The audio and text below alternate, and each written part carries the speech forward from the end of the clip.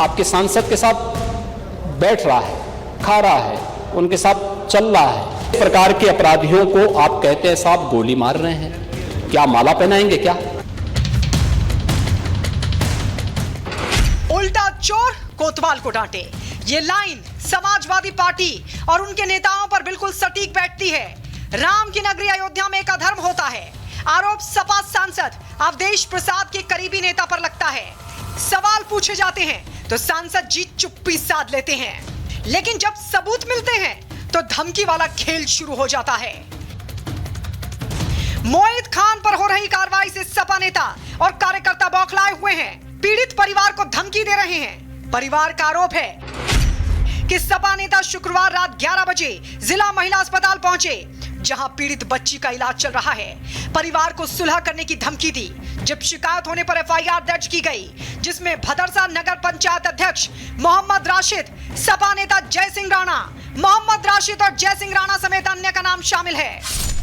अयोध्या के भदरसा में नाबालिग से गैंगरेप मामले में सीएम योगी एक्शन में हैं। सख्त तेवर अपनाए हुए हैं। जहां एक तरफ आरोपी मोइन खान को गिरफ्तार कर उसकी संपत्ति की जांच शुरू कर दी गई है, तो वहीं लापरवाह अफसरों पर गाज गिरने का सिलसिला बना हुआ है।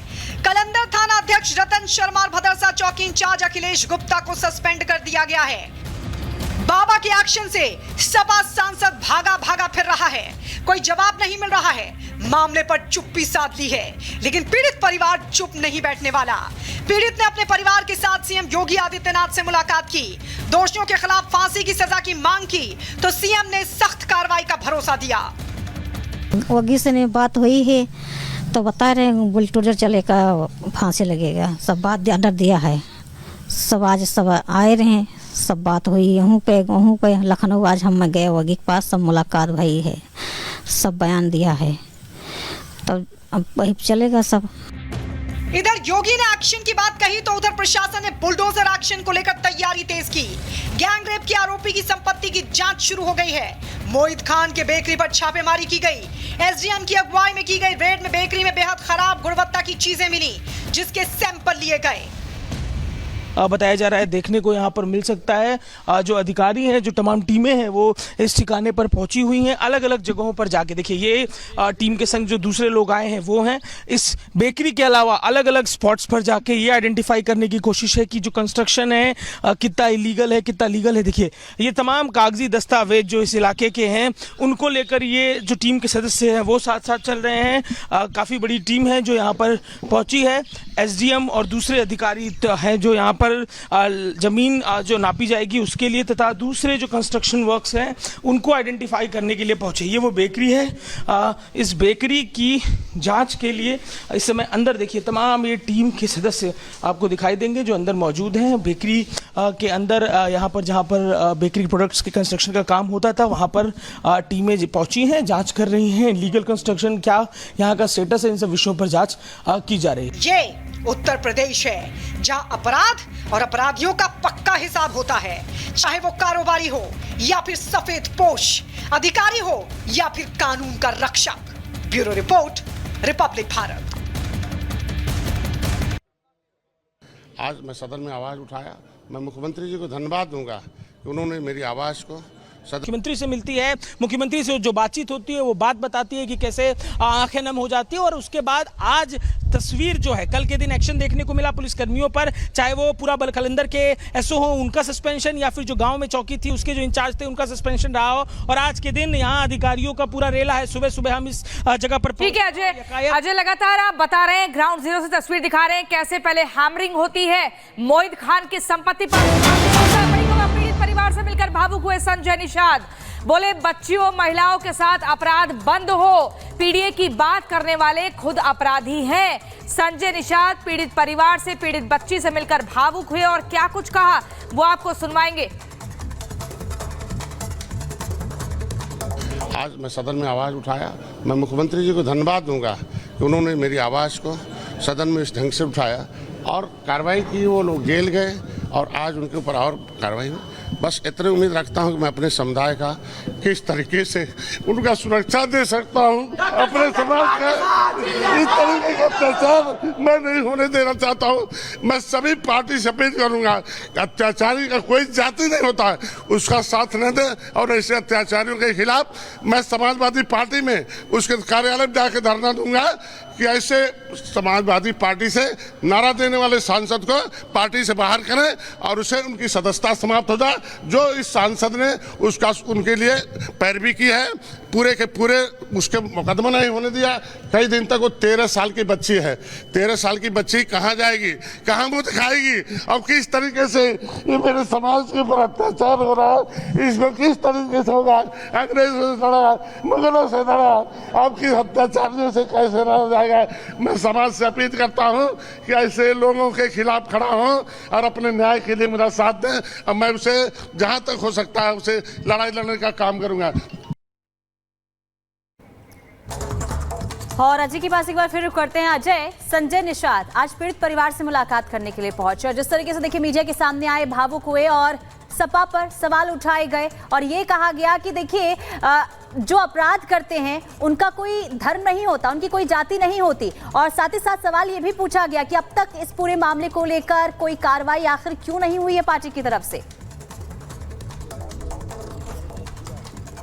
देखिए, निषाद समाज से वो लड़की आती है। निषाद समाज के लोग लगातार इस पूरे मामले को शुरुआत में आंदोलन करके उठाने वाले निषाद समाज के ही लोग थे। निषाद समाज के जो जिले के मुखिया हैं उन लोगों ने इस बात को सबसे पहले उठाया, विधायक तक भी लेकर गए, थानों पर दबाव बनाया और ये पूरी कार्रवाई देखने को मिली। अब आज संजय निषाद पहुंचे। अब से कुछ देर पहले बहुजन समाजवादी पार्टी के जो प्रदेश के अध्यक्ष हैं वो भी जाते हुए दिखाई दिए थे।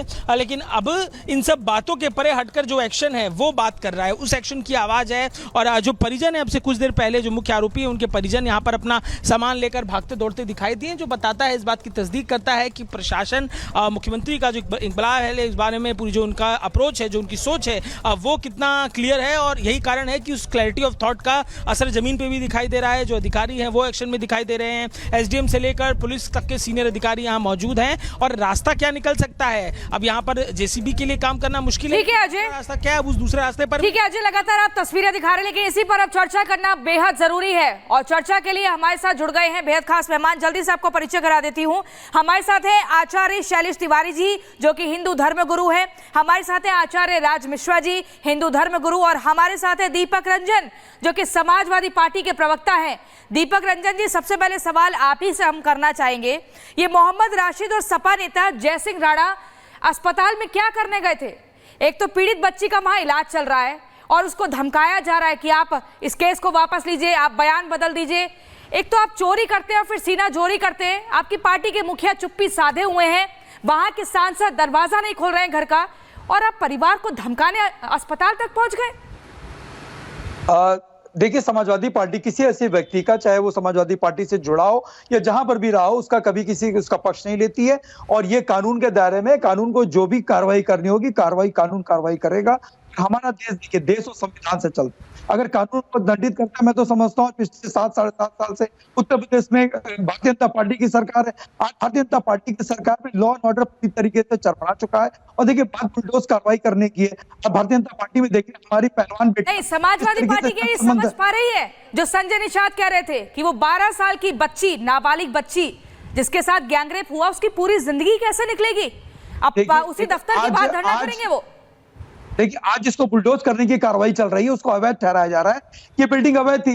मैं तो बार बार कह रहा हूँ, पिछले 7.5 साल से भारतीय जनता पार्टी की सरकार है, इनको नहीं दिखा कि ये बिल्डिंग जो है ये अवैध थी। उस टाइम उन्होंने कोई कार्रवाई क्यों नहीं की? और रहा सवाल, देखिए, हमारी बहन बेटियां जिन्होंने देश का सम्मान बढ़ाने का काम किया, इतने दिनों से, महीनों को जो है जंतर मंतर पे एक भारतीय जनता पार्टी को उस टाइम के वर्तमान के सांसद रहे, आज के टाइम में पूर्व सांसद हैं, उनके खिलाफ आवाज उठाती रही भारतीय जनता पार्टी की सरकार। दीपक रंजन जी, बताइए, आपकी पार्टी के मुखिया क्यों नहीं बोल रहे हैं? चुप्पी क्यों साधे हुए हैं? अवधेश प्रसाद क्यों नहीं आ रहे हैं आगे? देखिए, आज जो चीज कानून के दायरे में, कानून अपनी कार्रवाई कर रही है, उसमें तो देखिए किसी का कोई इंतजार नहीं है। आज डिबेट में भी मुझसे ये कहा गया था। चलिए, आपके पास वापस लौटेंगे। हमारे साथ आचार्य मिश्रा जी भी जुड़े हुए हैं। क्या कैसे देखा जाए, क्योंकि देखिए, जब ये अपराध हुआ है, अयोध्या में ये अपराध हुआ, ना समाजवादी पार्टी से अखिलेश यादव अब तक सामने आए हैं, जो सांसद हैं वहां के वो भी कुछ भी बोलने से बचते हुए नजर आए। उन्होंने साफ तौर पर ये कहा है कि मैं जाऊंगा अयोध्या, इसके बाद जानकारी लूंगा, इसके बाद बयान दूंगा। कैसे देखा जाए? देखिए, एक बात बड़ा समझने वाला है। एक तो भगवान राम की वो अयोध्या जिन्होंने कहा श्री रामचरितमानस में कि जननी सम जानहि पर नारी और धन पराव बिस्ते भारी, जिन्होंने कहा कि दूसरे की स्त्री को जो आपसे बड़ी है उसको माता के सदृश देखा जाए और छोटी है उसको बहन के सदृश, बेटी के सदृश देखा जाए, उस अयोध्या को इन लोगों ने कलंकित कर दिया। यह दुर्भाग्यपूर्ण रहा अयोध्या का कि इनके पार्टी का सांसद चुन करके आया और उस भगवान राम की अयोध्या को कलंकित करने का इन लोगों ने काम किया है। अब दूसरी बात मुझे समझ नहीं आती है, वही राहुल गांधी, वही अखिलेश यादव, वही उनके सांसद जिनको अयोध्या में अगर छोटा सा रोड में गड्ढा हो जाए, हल्का सा कहीं गड्ढा हो जाए जिसमें साइकिल या गाड़ी चलने में दिक्कत हो, तो वो गड्ढा इनको बड़ा बड़ा दिखता है और उसको चाहे वो संसद भवन की बात की जाए, चाहे मीडिया के सामने बात की जाए और चाहे इनका जो सोशल मीडिया प्लेटफॉर्म पर खूब दबा करके फैलाया जाता है, दबा करके चिल्लाया जाता है। अगर कोई पुरानी दीवार इवन गिर जाए तो उसको लेकर के कहा जाता है कि बीजेपी का ये जो था ये पूरा तरह से ध्वस्त। बिल्कुल, और सदन में भी खूब एकदम दहाड़ के साथ सरकार को घेरते हैं, दिल्ली तक के मुद्दों को उठाते हैं, लेकिन जहां से इनकी पार्टी का प्रत्याशी जीतता है उस बात को कहते हैं हमें पता ही नहीं है। हमारे साथ जैनेंद्र आर्य भी जुड़ गए जो कि पॉलिटिकल एनालिस्ट हैं, लेकिन सबसे पहले अब मैं आना चाहूंगी आचार्य शैलेश तिवारी जी आपके पास। अब देखिए, प्रभु श्री राम की नगरी अयोध्या में मोहित खान के रूप में ये वो रावण था जिसने एक बच्ची की आबरू के साथ खिलवाड़ किया, लेकिन साथ ही साथ तालाब हो गई या कब्रिस्तान जैसी जमीनें हो गई, उन पर कब्जा करके अपनी इमारतें भी खड़ी कर दी हैं। ये शायद भूल जाते हैं ये लोग कि रावण का अंत कैसे हुआ था। अगर उसी के रास्ते पर चलेंगे तो इनका अंत कैसा होगा ये अब सबके सामने है। देखिए बहन, नारी के सम्मान के लिए महाभारत जैसा युद्ध हुआ, नारी के सम्मान के रावण का लंका का दहन हुआ।